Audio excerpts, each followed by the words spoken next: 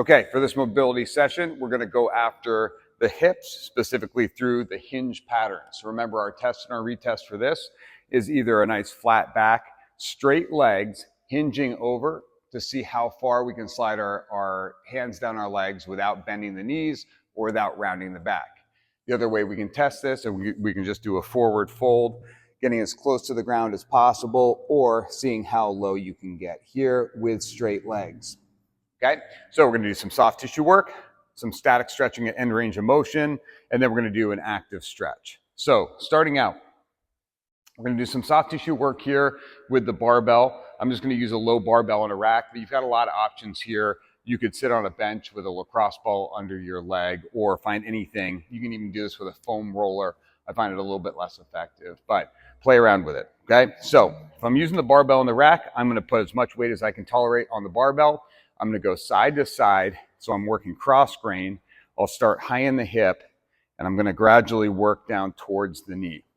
I find that this is a really effective way to do some soft tissue work on the hamstring, up to about 3/4 of the way down my femur. Once I get there, I feel like everything at the end is a little bit too ropey and sinewy, and the barbell is just a little too much for that. If you find anything in there that feels really stiff, ropey, tight, painful, just relax into it, and we can do some tack and stretch just by extending the leg.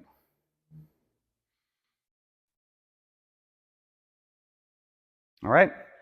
I find that mobility work, or the soft tissue work, tends to go pretty quickly for me. So I can easily spend 3+ minutes per side doing some soft tissue work if I'm really paying attention to what's tight and working through it. But let's try to give it at least 1.5 minutes per leg. From there, we're going to do some static stretching.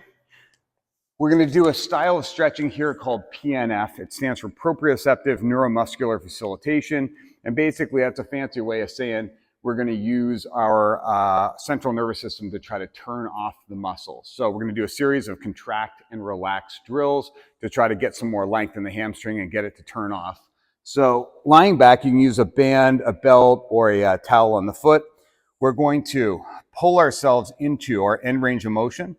Once you feel like you've got a good stretch in the hamstring, you can't get your foot much further over your chest or your face, we're going to take a deep breath in.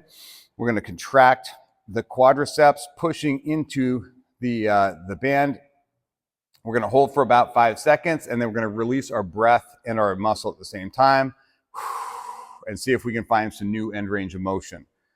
We're going to hang out in this end range of motion for 5 to 20 seconds, and then we're going to take another deep breath in. We're going to push into that band, try to straighten the leg, and we're going to hold, and then release everything into a new end range of motion. We're going to do like at least 3 cycles, probably 5+.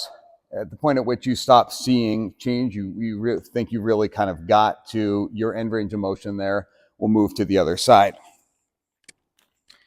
All right, and finally, to activate into that position, we're going to do some Jefferson curls. If you have any back issues at all, be very cautious with this movement. Start really light and see what your body can tolerate.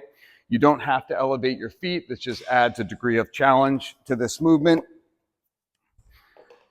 But we're just going to fold towards the floor. We're going to do it. We're going to try to segment the spine as we go. So we're going to tuck the chin, round out the neck, followed by the upper back, the mid back, the lower back, and then we're just going to fold as far as we can into this stretch. And then we're going to come out in the opposite way. We're going to tuck the tailbone. Start to slowly extend the lower back, the mid back, the upper back, and the neck. So we can go through this cycle for 3 to 5 repetitions. After you've done those 3 drills, or actually ideally after each one, but at least at the end, we're going to go back to that test. Straight legs, flat back, see how low you can get your hands, and then release everything into the deepest fold that you have available and see if that range of motion improves.